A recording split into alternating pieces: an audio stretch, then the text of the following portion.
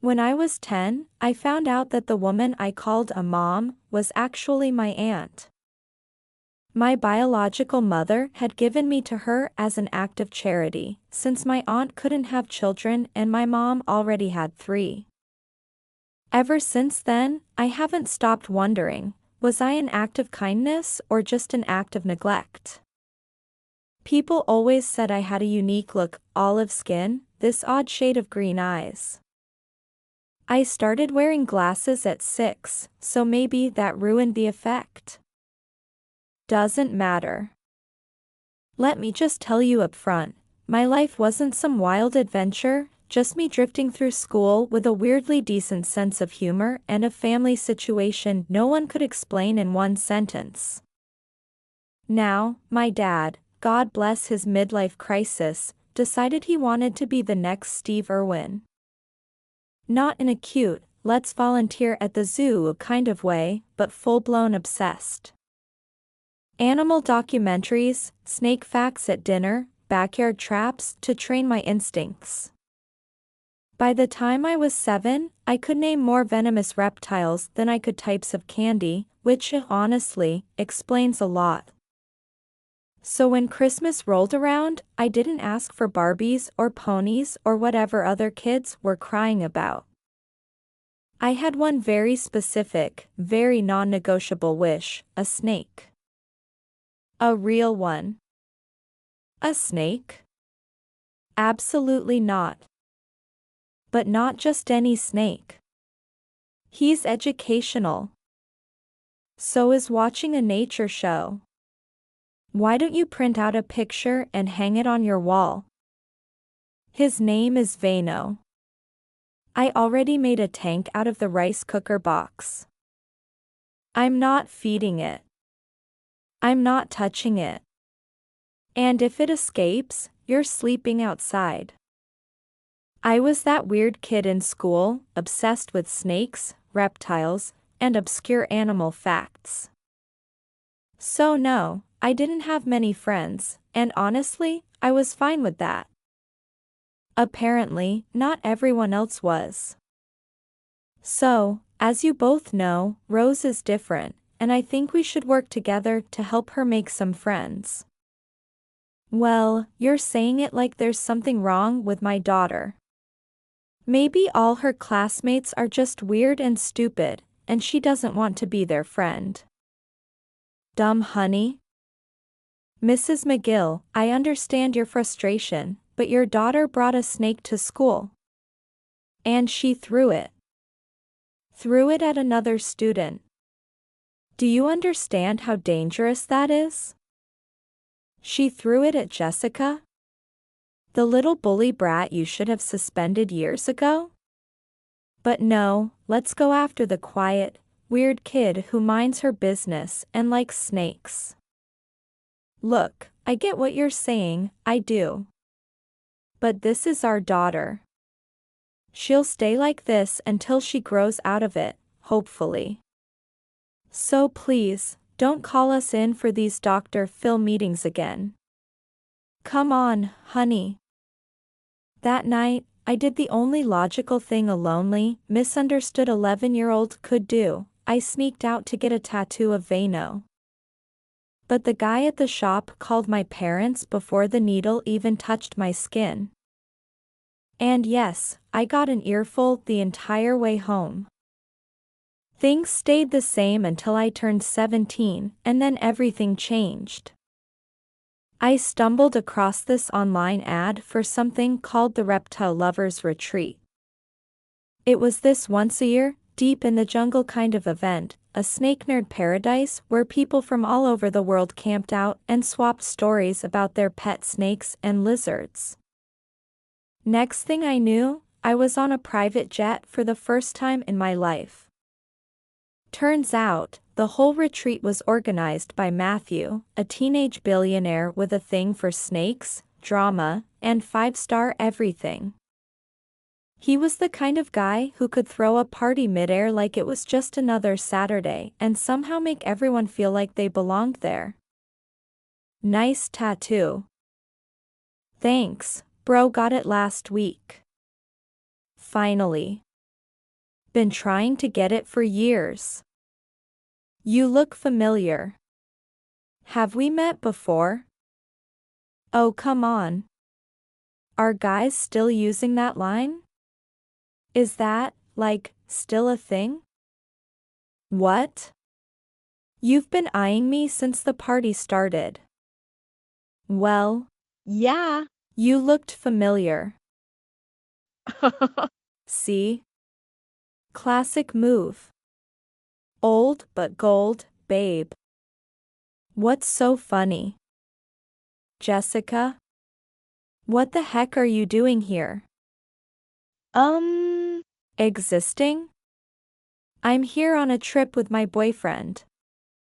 I'm not some weirdo snake girl who flies across the world just to hang out with reptiles. Take it easy, babe. Anyway, nice to meet you, Roser. Roser? She means a loser, but Yeah. that's me. I barely had time to process what was happening before the world tilted sideways. Like, literally.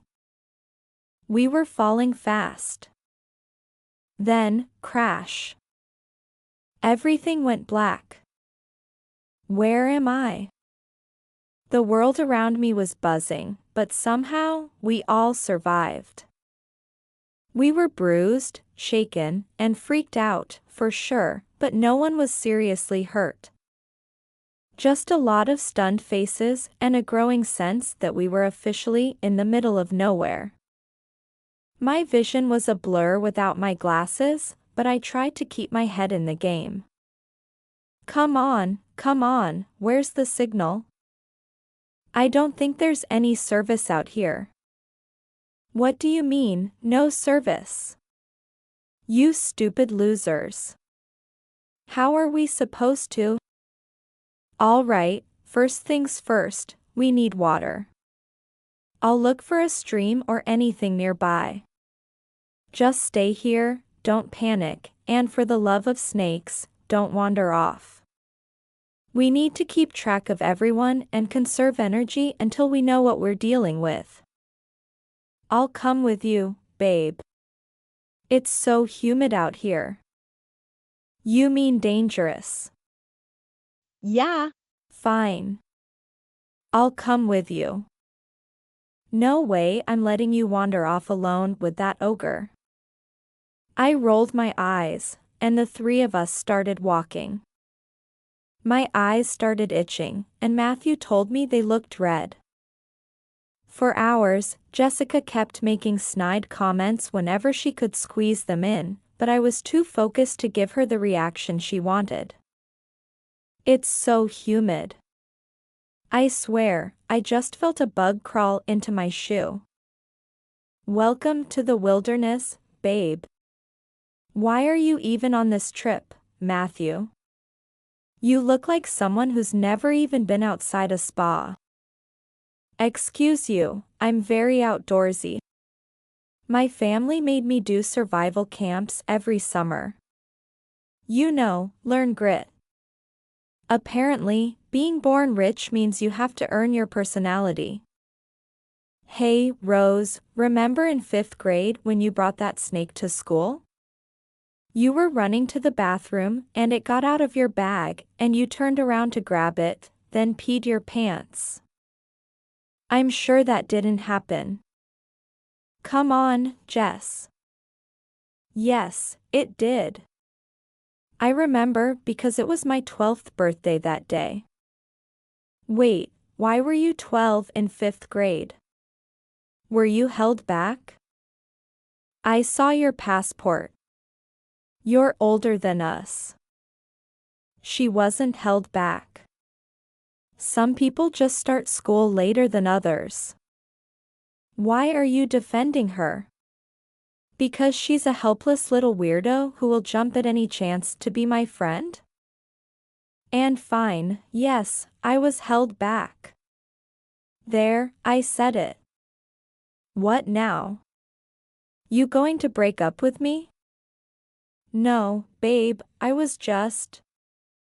Save it. I'd rather walk alone and get eaten by a wolf than spend another second with you and that snake perv. Whoa. Just then, Jessica fell into a trap. A rope whipped around her ankle and yanked her up, leaving her dangling upside down, midair. Help! Help! What are you two idiots doing? Oh, sorry, babe. Not you. Her. Say sorry to Rose first, Matthew. Listen, the fact that there's a trap here suggests there might be hunters nearby. Maybe we finally found someone. Wait, I hear footsteps. I'll be with you, Rose, after Jessica apologizes. I heard the footsteps getting closer, fast. So I climbed up a fallen tree trunk, crawled along the branch hanging above Jessica, and started cutting the rope barehanded, thin, with my teeth. Matthew, behind you. I looked up. A group of people stood there, dressed in what looked like traditional tribal gear. They were watching us. Their leader, a tall, stone-faced man, stepped forward. I awkwardly bit the rope one last time, and Jessica fell headfirst onto the ground with a thud. Ouch. And who are these people? Are they going to save us or eat us for dinner? They didn't speak any English, and while Matthew tried to communicate with them, I noticed their leader staring at me. Then he took a step closer, and just like that, the whole group went still. Nina. He's looking at my snake tattoo. Then he turned to his people and said something in a language I didn't recognize. Suddenly, they bowed to me. Like, full-on prostrated. The leader gave a signal. Two of them came over, lifted me onto their shoulders, and started chanting something as they carried me away. Matthew and Jessica followed in shocked silence. What are they saying? We were taken to the center of the tribe, where dozens of teepees circled around an open space. The leader climbed onto a rock and gave what felt like a heartwarming speech. I mean, it sounded heartwarming. Then again, I had no idea what he was actually saying. Once again, the entire tribe bowed down. A few of them stepped forward, carrying a wooden chair decorated with ribbons and colorful fabrics. They set it down, motioned for me to sit, and then lifted it up, carrying me like I was royalty. Why are they treating her like she's their god? They do think she's their god, Jessie. All hail our goddess, Rose.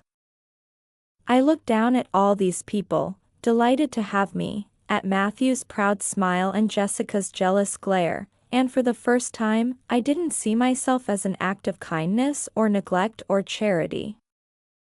I saw myself as a gift to humanity. Or maybe a god.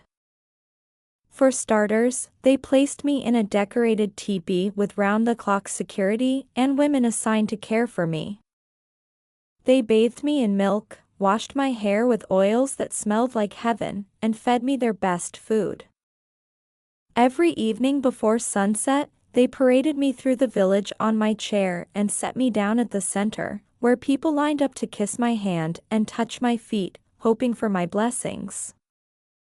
Matthew and Jessica were given a separate teepee way out on the edge of the tribe. I didn't speak to them for days. I only saw them from afar, where Jessica looked visibly annoyed. I knew they wanted to be saved, to go home, to call someone. But I figured that could wait. Besides, it's not like I could communicate with the tribe very clearly anyway.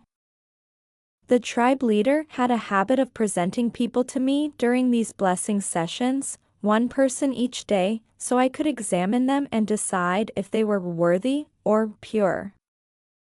Naturally, I said yes, to everyone. Who was I to judge? But one day, he brought me a young man, maybe in his early 20s. As he got closer, I caught a whiff of something unpleasant. Let's just say he didn't wipe well. I winced. Just for a second. It wasn't dramatic, just a face. The leader's eyes widened immediately. He turned to his men and made a gesture, sharp and fast.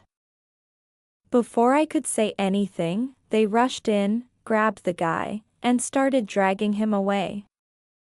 He burst into tears, trying to crawl back, begging, looking right at me. He reached for my feet and cried harder. I stood up, trying to stop them. I stepped forward, blocking his path, trying to say something, anything. But the leader suddenly turned toward me and placed his hand on my shoulder. His eyes were cold, wide, steady. I froze. And just stood there, watching them drag the crying man out of the clearing. And there was nothing I could do. For the next few days, I pretended to be sick so I wouldn't have to leave my bed. I just wanted to avoid those blessing sessions altogether. There was this girl, Huna. I eventually learned her name. She was assigned to be my personal assistant, but really, she was more like a babysitter. She barely left my side, day and night. Over time, I managed to learn a few words from her and teach her a few English ones, too. Of course, I had to keep up the "I'm sick" act the whole time.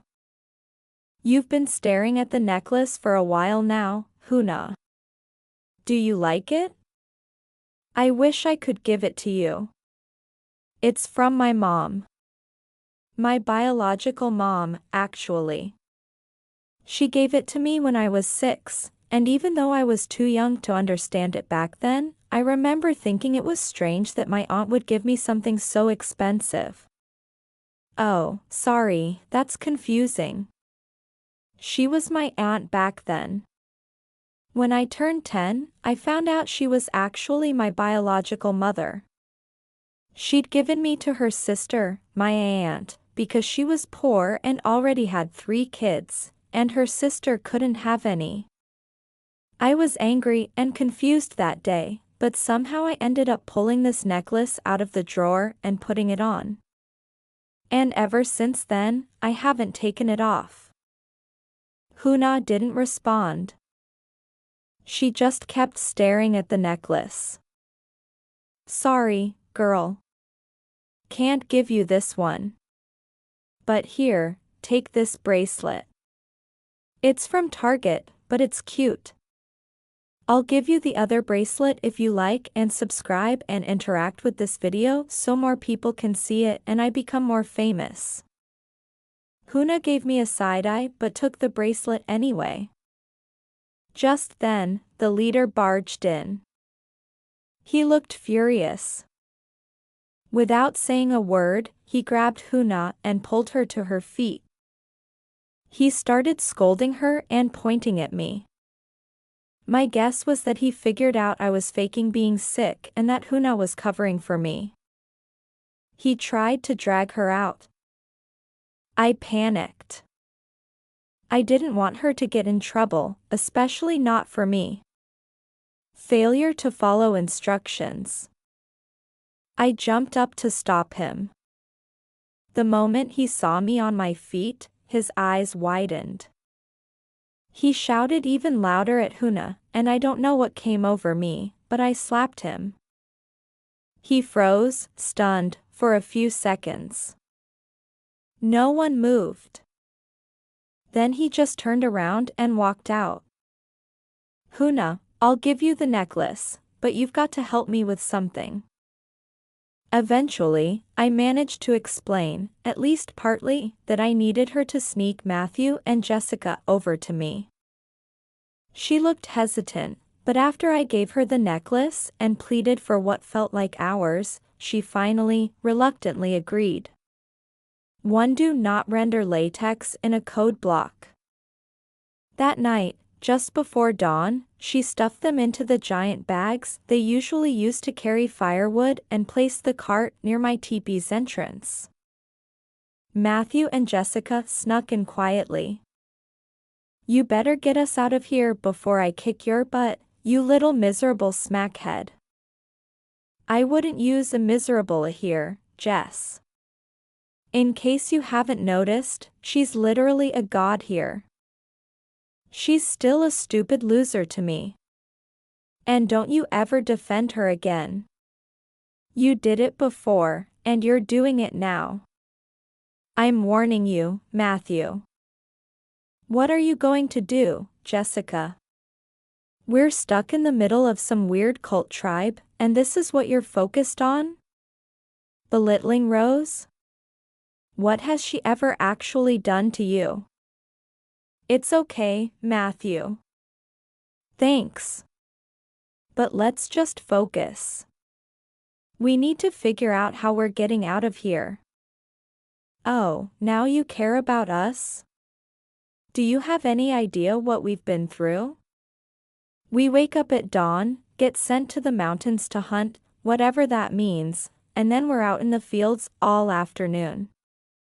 All we get to eat is plain rice and dry corn, while you're here eating fish and meat and bathing in milk like some freaking goddess.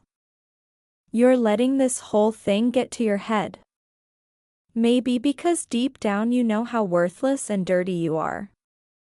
Just a smug, little, snake-loving mutt. Jessica, enough.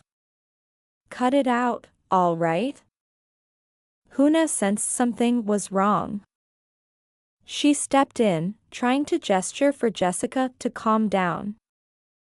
Oh, what do you want now? Instead of standing there like some useless statue, why don't you go fetch us something decent to eat, huh? Food. Stomach. Hunger. Food. Food. You hear that? She shoved Huna toward the entrance. I'm tired. I want to go home. I miss my bed so bad. It's okay, calm down. Rose will help us figure this out. She's an idiot. She never does anything right. She killed my brother. Yeah. She did. You didn't know that, huh? We were best friends, Rose. For 10 years. And then that night, you showed up crying, pouring rain, screaming about your mom aunt, whatever. My brother, he came running down to check what was going on, and he tripped over you. Yeah. She was lying on the floor, crying, because she's that dramatic. He just had surgery, okay? He wasn't supposed to fall. Now he's in a coma. And every time I see you smiling and pretending like it didn't happen, I see him lying there. You didn't just ruin our friendship. You ruined everything. Jess, that's not fair. You can't blame her for that. I'm sure Rose is sorry. God knows how sorry I am. I think about it every single night. I've said I'm sorry more times than I can count. Yeah. Look how sorry you are, getting pampered like royalty while we rot out there. You and your crocodile tears. I'll never forgive you. I'm sorry. I'm sorry, I'm sorry. I was crying hard. That incident never left me. It came right after I found out about my mom and aunt, and then Jessica completely cut me off. She hated me, made sure everyone else did, too. That's when I started isolating. When I got more into snakes. They didn't judge. I took a shaky step forward, trying to reach out. Maybe just to plead. But Jessica looked at me with pure disgust. Then she spat on me. "Don't you dare touch me, you pathetic little freak." She stormed off. Matthew tried to whisper shout after her, but she was already gone. He followed a second later. I stood there, wiped her spit off my cheek, and blinked my last tear away. The next day, during the blessing ceremony, the leader brought forward a few villagers, like usual. But I didn't even look at them. I shook my head. He stopped, looking confused. I scanned the crowd. Then, slowly, I raised my hand and pointed at Jessica. The crowd turned to look at her. Jessica didn't move. Her eyes locked on mine, wide and panicked. Her face went pale. "You wouldn't dare, Rose." The leader ordered his men to bring her forward. She didn't resist. She walked with them, calm, composed, almost proud. When she got closer, she looked straight into my eyes, cold, like she was daring me. "What are you going to do, Rose?" So now I'm just a Rose? Not a pathetic loser anymore? She didn't say a word. Just stared. But her eyes were saying, "Do the right thing." I looked at the leader, and gave the signal to take her away. "No. Please, stop. Rose, tell them to stop." He tried to run toward us, but a few of the men held him back as Jessica walked away silently, without a fight, never once looking back. That night, I sat in my teepee with the worst headache of my life. My eyes were burning. I had already kicked Huna out because I needed a break, some rest, without someone hovering around me like I was prey. Just then, Huna tiptoed back in, dragging Matthew by the ear. "Oh, Matthew. Why were you outside, walking around my teepee? Do you know how dangerous that is?" "Good evening, Rose. Couldn't have a bad one if I tried. I needed to talk to you, and I didn't know how." "Ow. Seriously, tell her to let go of my ear. If you're here to talk about Jessica, save it. She got what she deserved. I've been silent enough. I get your pain, I really do. But she's been through a lot, too. I mean, I wanted to break up with her, but, ow. What is her hand made of, metal?" "It's okay, Huna. You can let go of his ear now. I was going to break up with her before the trip, but her dad asked me to wait. He's a friend of my dad. Said she wasn't doing well, that this trip might help. Therapist thought nature would fix things, I guess. She's all he's got. I just wanted to get her back safe. All of us. Boo and who? Come on, Rose, show empathy. Her going through stuff doesn't mean everyone else has to suffer for it. Her therapist should have taught her not to be a jerk, not to go out and connect with the trees. Now, if you don't mind, it's time for my nap." Huna pushed him toward the exit. Wait. Huna, right? Here. I picked this flower for you. Thought it looked cool. I've never seen anything like it. Huna clutched her chest, visibly touched, then promptly threw the flower away. "It's poisonous, you idiot." Now, get out. Huna gave him one last glare and dragged him out. That night, we had one of the biggest ceremonies yet, a celebration marking the night of arrival, a sacred tradition passed through generations where they believe a god would descend from the sky to guide them. Apparently, I was that god. At one point, I noticed a kid staring at me with hatred. It was the first time I'd seen that kind of look directed at me here. Huna caught the tension. From what I could gather, the man they dragged away during the last blessing was his father. I was so tired of people blaming me for things that were completely out of my control.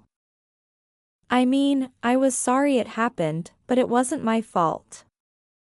Not really. So I stuck my tongue out at the kid. He hid behind his mom. A few moments later, the men came to carry my chair for some ritual. They lifted me high into the center of the gathering. Some people cheered, others bowed. And as I sat above them all, I felt it. No matter what I did, they would keep worshiping me. Even that boy from earlier had been pushed forward by his mom to join the celebration. Funny. How I was someone's discarded kid, now I'm someone's god. I still don't know which one hurts more. The boy stared straight at me. Then he pointed behind him. I followed the direction he pointed, half expecting nothing. But then, completely unrelated, I saw a glow. The glow was faint at first, but it quickly grew into visible flames, rising higher and spreading fast through the dark. I raised my hand and pointed. The music slowly faded as people turned to look. Then came the gasps, and the shouting followed soon after. Panic broke out, and someone rushed to carry me away to safety. The next morning, smoke still hung in the air. Half the village was reduced to skeletons of ash and cinder. And yet, no one cried. Instead, they moved with an eerie calm, lining up in silence, carrying the last of their grain, jewelry, hand-carved trinkets, all for me. For their goddess. Children clutched burned dolls. Old women limped barefoot across blackened earth, as if none of it mattered, as long as I was safe. They would have done anything I asked. Anything. And for a second, I didn't hate that. That scared me more than the fire. How can I be a goddess if I can't even help them? I'm just an idiot, like Jessica always says. I attract chaos everywhere I go. The leader had dragged me away the moment he saw the flames. While others burned, he made sure I was untouched. Untouched and adored. Now he stood beside me, perfectly clean, arms folded, like nothing had happened. Why aren't they? Why isn't anyone upset? Just then, the leader spotted a woman near the back of the line, clutching something under her clothing. His face darkened. He barked something in his language and pointed at her. She froze, then slowly stepped forward, shaking. From beneath her clothing, she pulled out a small bundle of dried herbs and placed it at my feet. Her child clung to her side, coughing quietly. No, keep it. It's yours. You need it for your child. I tried to hand it back, but the leader yanked it from my hands and gave it to his men. He pointed at my hair, then nodded approvingly, muttering something about the herbs, as if they were meant for me. As if some miracle hair treatment was more important than a sick child. What is wrong with you? These people lost everything, and all you care about is them giving me things. What am I going to do with all this stuff? What kind of leader are you? Just then, I spotted Jessica in the crowd and ran to her. Are you okay? Why do you care? If you must know, I was assigned to clean the poop hole. Guess the fire saved me. Never thought fire could be a blessing, but here we are. We need to find a way off this island, Rose. Example, man, I'd kill to live this life. Freedom at its finest. I know, but we can't just leave them like this. We have to help them. Well, gee, isn't that wonderful? Help yourself first, Rose. Before I could respond, the leader started shouting orders, telling the villagers to rebuild. No rest, no mourning. Just obedience. First, we were asking how we'd survive the jungle. Now I'm wondering how we survive him. His men approached me again. I knew what that meant. Back to the teepee. Back to playing goddess. 3. Do not render latex in a code block. I didn't resist. I just walked silently, trying to figure out how the heck we were going to get out of here. That night, I sat in my teepee, waiting for Huna to sneak in Matthew and Jessica. But just then, I heard voices outside. I peeked through the fabric and saw the leader and several villagers gathered, tense and angry. In the center was Huna. The leader was holding my mom's necklace. They must have found out she had it and assumed she stole it. But why wouldn't they ask me first? Why jump to punishment? That was it. I stormed out and pushed through the crowd. I grabbed the leader by the horned band on his head and stared down at him. Everyone. He's not pure. I don't give him my blessing. Take him away. Why are you looking at me like that? I said, take him. But no one moved. They all looked down. And then, quietly, so did he.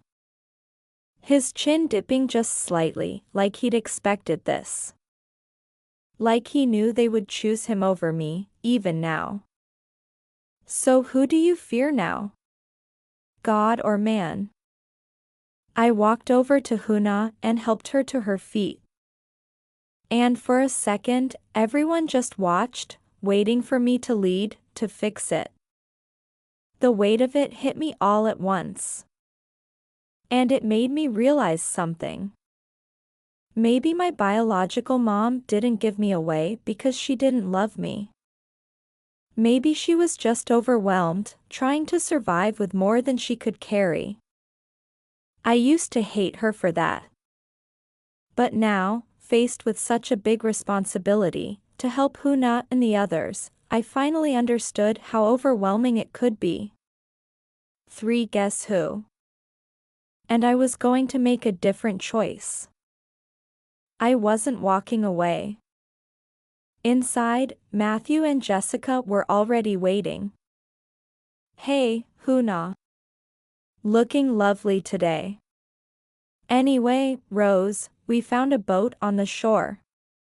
It looks solid, newly built. Since everyone's busy rebuilding the village, we figured we could take it tonight. Get ready. And leave everyone with that jerk still in charge? You didn't seem to mind when he was pampering you. Yeah. And you're really making it hard for me to regret punishing you. She rolled her eyes. Anyway, you guys can go. Try to get help. Sounds like I'm the only one who can stop that man from hurting more people. I'm their god, remember? I'm safe. Just then, Huna reached over and squeezed my hand. Father. Leader, wait, he's your father? Wow, this man just keeps giving. Huna gestured for us to wait and slipped outside. 5 minutes later, she returned with folded clothes. We changed quickly and followed her out. We walked through the woods in silence for about 20 minutes. Remind me again, why are we following this primitive girl deep into the jungle? What if she's leading us to be sacrificed? Let's go back, guys. I mean, this place is messed up enough, even for you, Rose. They think I'm something sacred, like a spirit. Their ancestors waited for the tattoo, the crash, the timing. It all fits some old legend, I guess. Yeah. Plus those weird red-green eyes and your olive skin. I mean, you're also, like, goddess-level beautiful.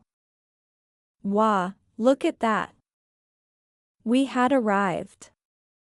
In front of us was a hidden stash. Crates of food, piles of fruit, and even gold. Not a few coins, but full chunks and trinkets. All hoarded by the leader. Probably taken from the people or gathered during raids. I wasn't even sure if he knew what gold was or just kept it because it looked shiny. We need to leave tonight. If we make it to the mainland, maybe we can bring help. Especially if we tell them about this. For good. Smart thinking, showing us this spot, Huna. Huna blushed, smiling shyly. Jessica rolled her eyes and ran toward the pile, stuffing gold into her pockets. If I'm going to die in the ocean, I might as well die rich. I'm staying. I'll help these people or die trying. Just then, I spotted something. Movement. A snake slithering behind Jessica. I lunged, grabbed it, and flung it into the woods. It was right behind you. Are you okay? Yeah. I'm okay. Thanks, Rose. I gave her a small, tired nod. Come on. Let's move. We've got some escaping to do. Why are you so excited about this? You do realize it's not one of your yacht trips, right? Yeah. And I was sent to jungle camps before I even learned how to shave. My dad called it character building. Character and mosquito bites. We get it, you're rich but humble. Very Disney Prince of you. The three of us laughed, and we kept walking toward the shore. Are you guys sure about this? More than ever. And I want to say something. I think. I'm sorry for blaming you all these years. Look at me now, facing death and holding on to the thing that kept me bitter. Great speech. Now, let's move on. Babe. Don't babe me. I know you've been planning to leave me since forever. Just waited because you felt sorry for me. Pray I don't kill you on the way. Or maybe I will. Therapy is all about release, right? Hey, Huna. Take care, all right? And then, to everyone's surprise, Huna hugged him. What was that? Seriously, what was that? What can I say? Everyone loves me. Tribal or not. The next morning, I didn't wait for anyone to carry me out. I stepped out of my teepee on my own, hair tied up, eyes tired but clear. The sky was still gray with ash, but the smell of smoke had dulled overnight. All around me, people were back to working, repairing what they could with what little they had. They didn't look up when I passed. No one bowed. Maybe they were tired of pretending. Maybe I was, too. I walked up to the group building a new shelter frame and rolled up my sleeves. Where do I start? Before anyone could answer, the leader stormed over, his expression tight. Taco Moana Bay. He pointed toward my teepee. It was clear he wanted me to go back, to sit on my chair, to play the part again. No. I'm not going back. He stepped closer, his eyes narrowing. You want a goddess? Fine. But what good is a goddess who sits around while her people rebuild the world? I'm not above them. I'm one of them. And if I stay, I help. He didn't answer. Just stared for a long time. Then, without a word, he turned and walked away. That was the last time he tried to stop me. Over the next few days, I did everything I could. I carried water buckets on my back, helped tie wooden beams with vine rope, sat with the old women and learned how they cooked with next to nothing. Huna showed me how to sharpen sticks into tools and even taught me the word for thank you in their language. I said it a lot. Some of the villagers still looked at me with confusion, others with quiet surprise. But a few started nodding back, offering me fruit, smiling just a little. It was a slow shift, but it was real. This is how freedom is made. Working together, sharing what we have. Don't you want to live in a place where we smile at each other as we pass, instead of hurrying away, worried you might be punished? Where you get to choose your leaders, not fear them? I took Huna's hand and spun her around into a playful dance. She laughed, shy at first, then let herself enjoy it. Good. Freedom doesn't mean chaos. It means you get to choose when to work, what to believe, who to follow. You don't have to give your food, or your herbs, or your memories to a god just to feel safe. You're already worthy. You're already free. You just forgot how to be. And then, on the 5th morning, I heard the sound. A low hum at first, then louder. Unmistakable. A helicopter. I dropped the woven basket I was holding and ran. Others followed behind me, some hopeful, some scared. We burst out of the trees just in time to see it land in the open field beyond the village. Doors swung open. Medics stepped out first. Then 2 people ran past them, my dad and my mom. And behind him, her. My biological mother. She ran to me first, arms wide, eyes brimming. Rose. Oh my God, Rose. I let her hold me. She was shaking. I didn't know what to say, so I said nothing. I just let her cry into my shoulder.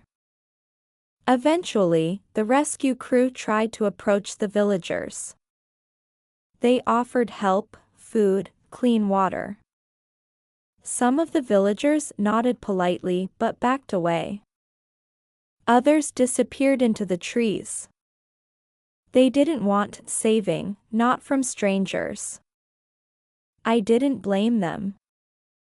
Before we left, the leader and Huna approached me one last time. I stepped forward and hugged her tightly, burying my face in her shoulder. Come with me. You don't have to stay here.